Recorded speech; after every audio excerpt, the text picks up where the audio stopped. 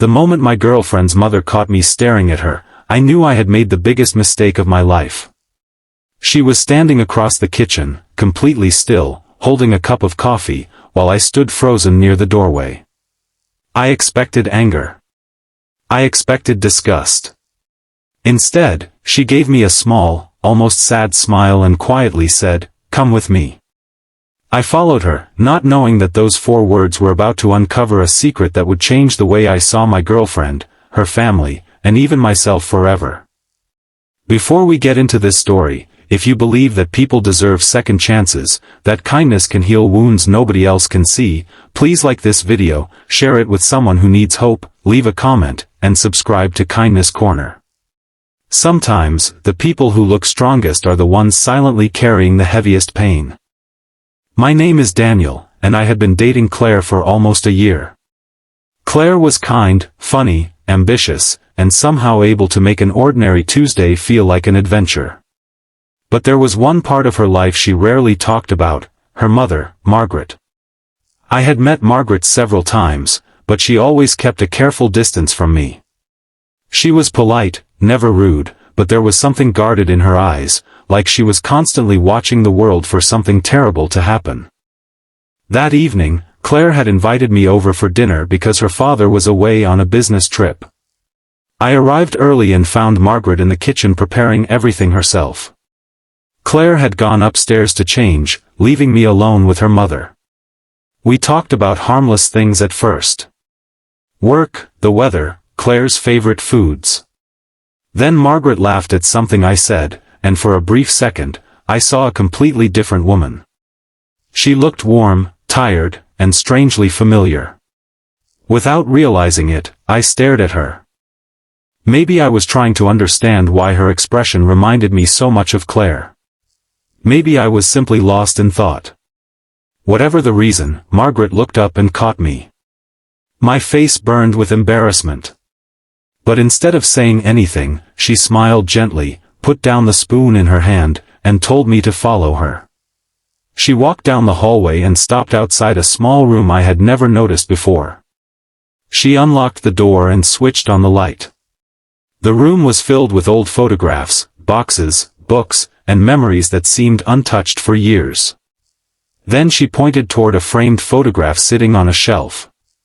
I stepped closer. It was Claire as a little girl, maybe 6 years old, standing between Margaret and a man I had never seen before. Claire was smiling brightly, but Margaret wasn't looking at the camera. She was looking at the little girl. Margaret told me the man in the picture was Claire's older brother, Thomas. I had never heard of him. She explained that Thomas had died when he was 19. He had been driving home one rainy night when another driver crossed the center line. Thomas never made it home.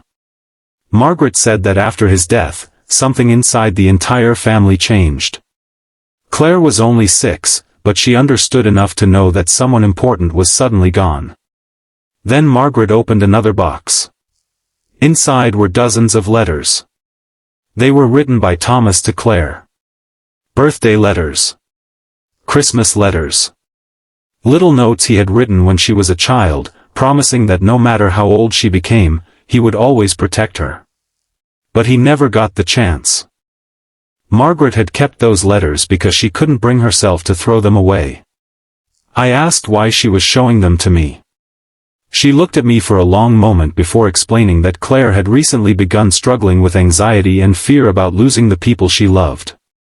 She had become terrified that everyone she cared about would eventually leave her. She hid it well because she hated being seen as weak. Margaret had noticed something else. Claire had told her that I was the first person she had ever trusted enough to talk about those fears. That was why Margaret had been watching me. She wasn't suspicious of me because she disliked me. She was afraid of me because she was afraid Claire would love me deeply and then lose me. The truth hit me harder than I expected. I suddenly understood every cold look, every careful question, every time Margaret had asked when I was leaving or whether I had plans with Claire. She wasn't trying to push me away. She was trying to protect her daughter from another heartbreak. Then Margaret handed me one of Thomas's letters. It was addressed to Claire but had never been given to her. She told me she had kept it hidden because she couldn't bear to watch Claire read it when she was still so young. Now, years later, she wasn't sure whether she should finally give it to her. I opened the envelope carefully.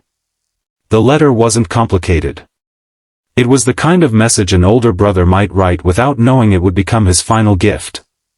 Thomas told Claire that life would hurt sometimes. People would disappoint her. Some people would leave. But that didn't mean she should stop loving, trusting, or hoping. I felt tears gathering in my eyes. Margaret noticed. She smiled again, but this time her own eyes were wet. She told me she had spent years believing that protecting Claire meant keeping everyone at a distance. But watching Claire grow closer to me had forced her to confront something painful. You can't protect someone from every heartbreak without also protecting them from love. Those words stayed with me. When Claire came downstairs, she immediately noticed that something was different. Margaret looked at her, then at me, and quietly handed her the envelope. Claire opened it. She read the first few lines and stopped breathing for a moment. Then she began to cry. Margaret wrapped her arms around her daughter, and Claire held on to her as if she were a little girl again. I stood nearby, unsure whether to leave them alone. But Claire reached for my hand. So I stayed. That night changed all three of us. Claire finally talked openly about the fear she had carried for years. She admitted that sometimes she expected happiness to disappear the moment she started enjoying it. She was terrified of losing me because she had already experienced a loss she never fully understood as a child. I told her I couldn't promise that life would never hurt her. I couldn't promise that nothing would ever change. But I could promise that as long as we chose each other, we would never make her face her fears alone. Margaret heard those words. For the first time, she looked at me not as a threat, but as someone who might actually help her daughter heal. Months passed, and things slowly changed. Margaret began inviting me over without Claire having to ask. We cooked together, argued playfully about recipes, and laughed about Claire's terrible habit of leaving empty cups everywhere. One afternoon, Margaret gave me a small photograph. It was the picture of Thomas and Claire. On the back, she had written a sentence that I never forgot: "Thank you for staying when you could have walked away." I told her she didn't need to thank me. She smiled and said that maybe she did.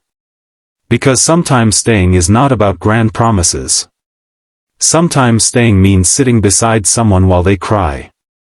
Sometimes it means listening to a story they've been too afraid to tell. Sometimes it means understanding that someone's anger is actually fear wearing a mask. A year later, Claire and I were still together. We weren't perfect. We still argued. We still misunderstood each other. But we had learned something more valuable than perfection. We had learned how to stay. And Margaret?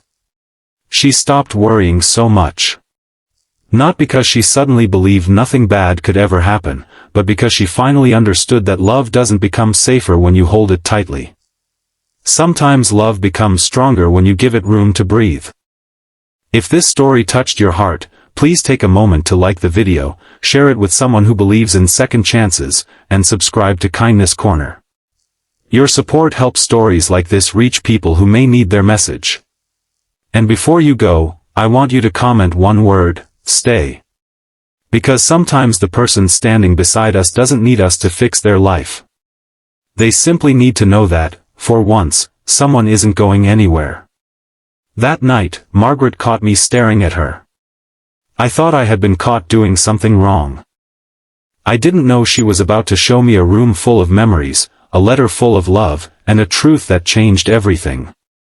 Sometimes, the person who tells you, "Come with me," isn't leading you into trouble.